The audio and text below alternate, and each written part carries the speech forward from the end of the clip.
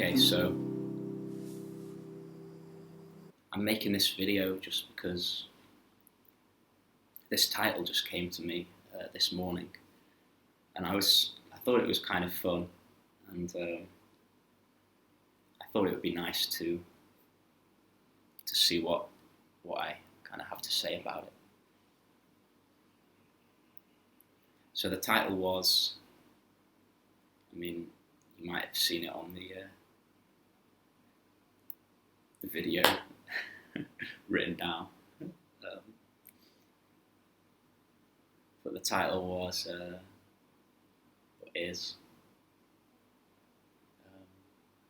you don't have to be spiritual to be spiritual. You don't have to be spiritual to be spiritual. And what I mean by this is I feel that lots of people have the idea, and lots of my friends and certainly my family have the idea of spiritual people as being like really weird and eccentric. And it's kind of ironic because I'm wearing this shirt, and this is my only kind of shirt like this. Most of my other shirts are just like plain. But I just happen to be wearing my most spiritual piece of clothing on this day. And I assure you, this is my only piece of clothing that's a bit more eccentric. And I was given this by my brother. So anyway, yeah, people think that spiritual people have to dress a certain way and kind of be a bit wacky and be a bit weird. And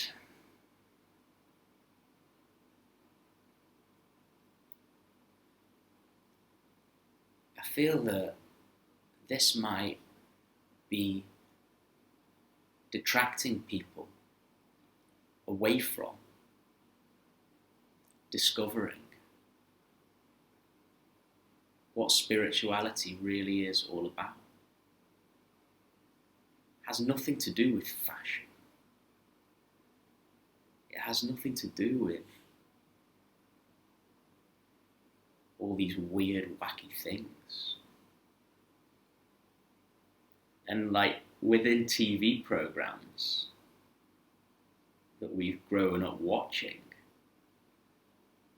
the spiritual person is always kind of made out to be a bit clumsy, a bit like dopey, and yeah, just not really with it.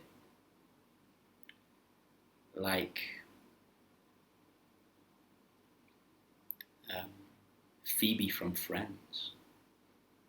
She's like made out to be this really weird character.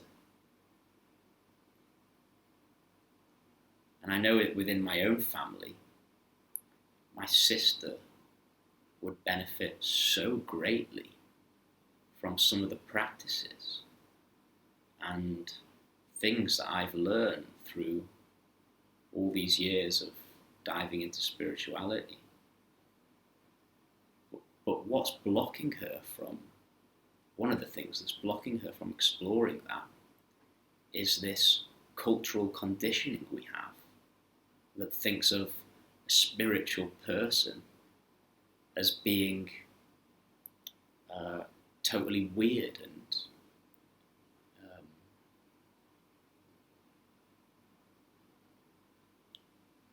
just not really with it.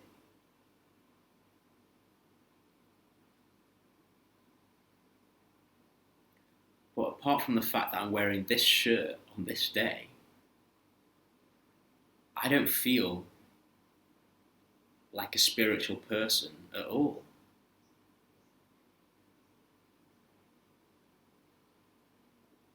I feel quite happy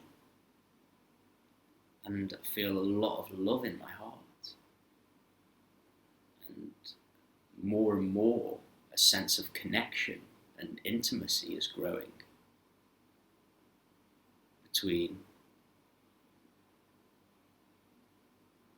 with the rest of life.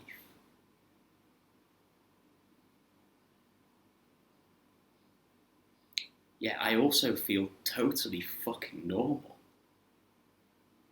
Like, so normal.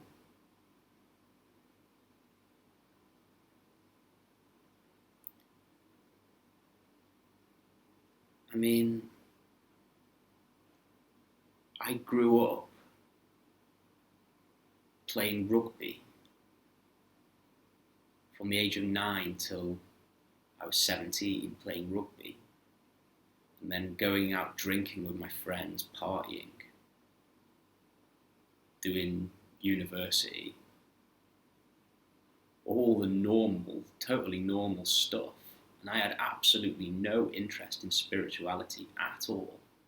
And I was the same as my sister. I thought it was weird and I would cringe about it when people spoke about it.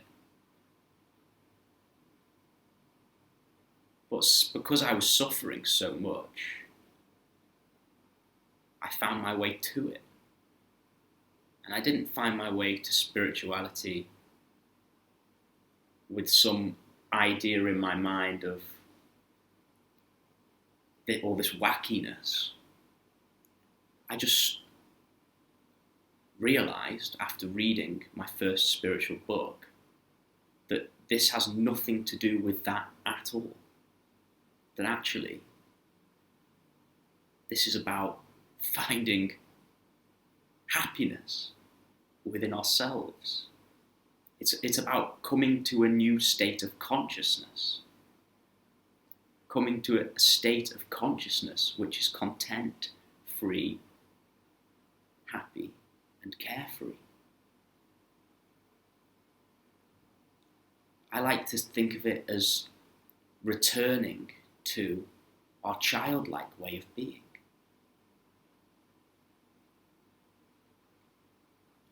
Now,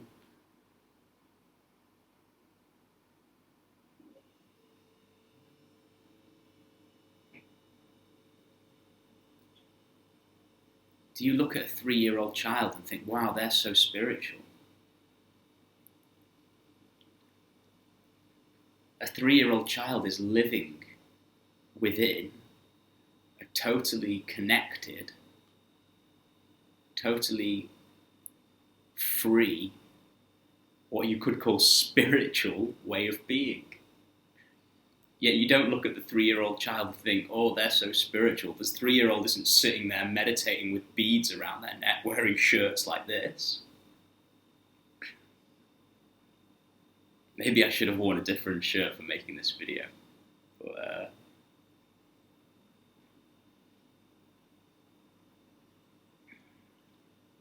no, you just look at the 3-year-old child and see the joy pouring out of them and see the freedom within their eyes.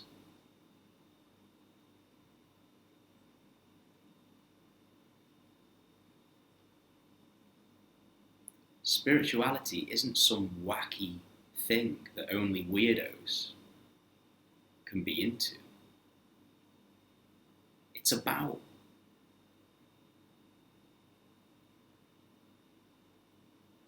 really finding happiness, and not externally. It's about finding happiness inside. And I almost hesitate to say that because I'm just having images of my sister who's like totally skeptic. I love her to bits, but she's so like anything to do with like spirituality. She's like, oh, that's so weird. Like, I don't want to do that. But when I said then, it's about finding happiness inside. Even that phrase, happiness is on the inside, has become this thing whereby people are like, oh yeah, you're such a hippie, happiness is on the inside. No, happiness is fucking on the inside, alright?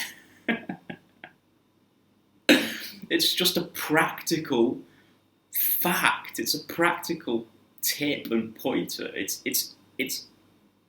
It's within you. It's not external. How can I explain this in a way that makes it a bit more relatable, a bit more understandable? Okay, everything you've ever felt, you have felt inside of yourself. I remember once I went bungee jumping when I was about 14. And I jumped off the top of this 100-foot thing and plummeted headfirst towards the air, towards the ground, and then flung up. I was screaming my head off. And then I got down to the bottom and I said, that was the best thing I have ever done in my life. I was so happy, felt so much joy inside. Yeah, I felt so much joy inside. Was it where did I feel that happiness? Did I feel it within the rope of the bungee cord?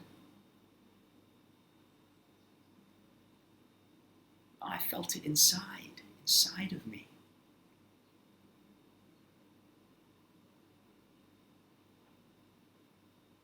It was an external cause for internal happiness. Yet any happiness that any of us ever feels can only be experienced inside of us.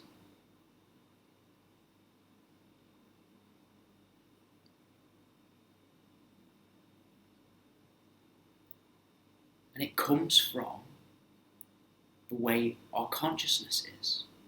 It comes from what's happening with our thoughts, where our attention is.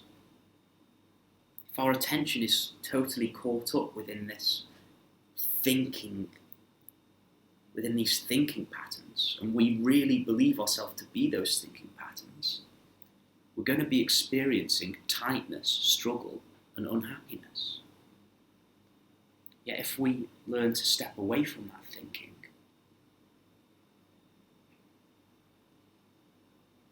then there's so much less constriction inside, and we're in touch with this causeless joy which can pour up into us, which we feel in us. So happiness is inside, man. You're not going to find it out in the world, bro. It's inside of you. No, it really is. It can only be inside of you.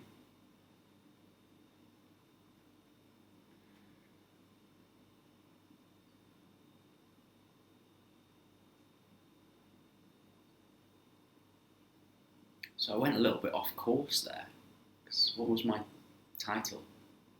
You don't have to be spiritual to be spiritual. It's not spiritual to be spiritual.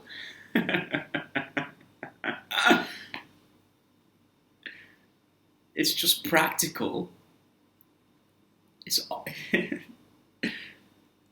very spiritual to wear beads and wear these fancy shirts and to walk through fields of hay with our hand brushing through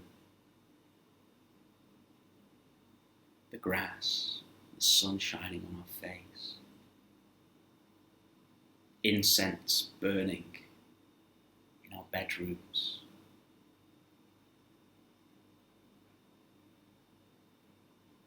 drinking our celery juice. Nothing wrong with celery juice, I love celery juice. I drink it every day, but I'm dead spiritual.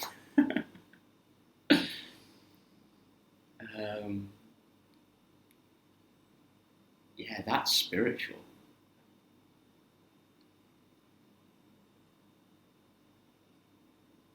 There's nothing spiritual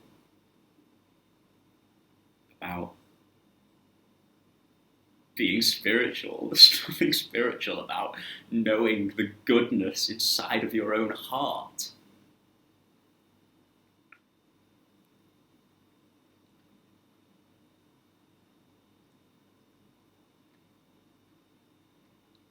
And why do we find happiness through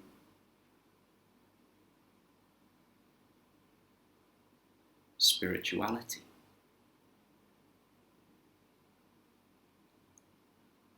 Because spiritual teachings tell us the truth of our own minds, the truth of what we really are.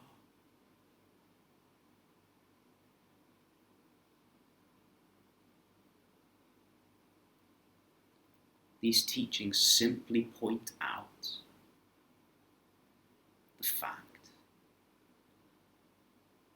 that we are not these minds, that we believe ourselves to be. It's these minds that causes all of our dissatisfaction, all of our unhappiness. And when somebody who you can call a spiritual teacher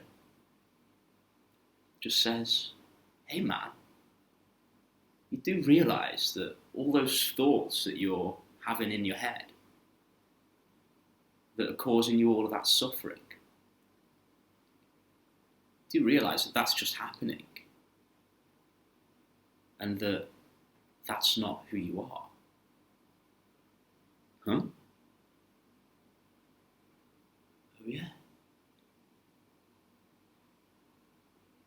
There are these thoughts moving through my head. Holy shit.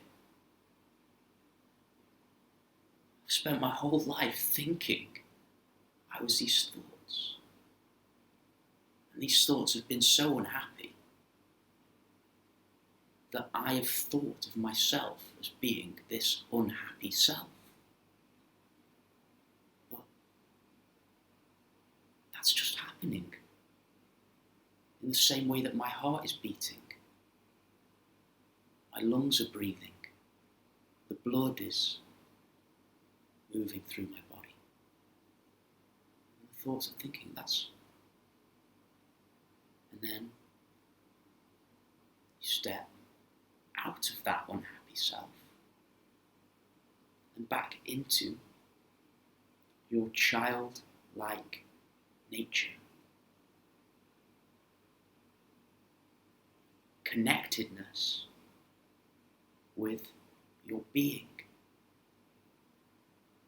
Connectedness with your being. So what's the difference between the unhappy adult self and the little 3-year-old child? Now the 3-year-old child is joyous, totally connected to their own being, totally absorbed within life.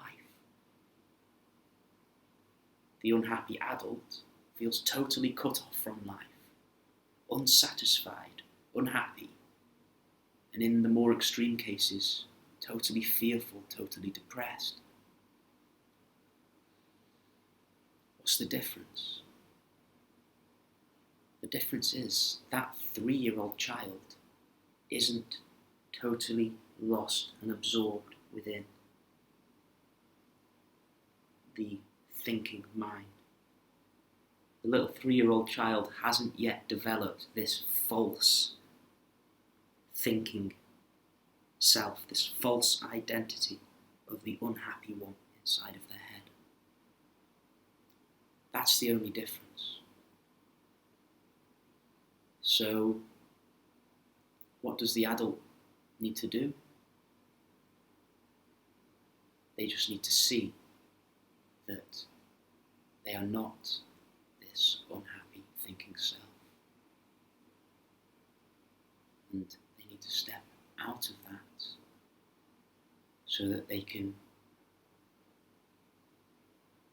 they see the unhappy self as a movement happening in them. They step out of that. Maybe they need to heal a lot of the emotional stuff that they've picked up so that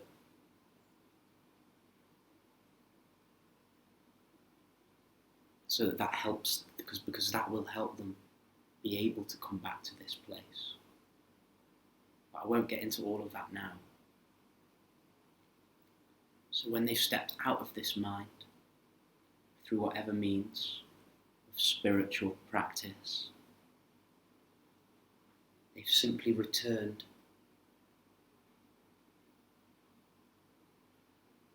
to a very similar place as they were when they were that 3-year-old child.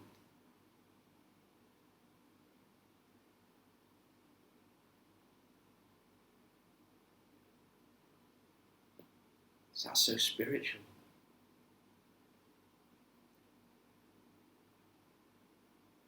Is it spiritual or is it simply practical?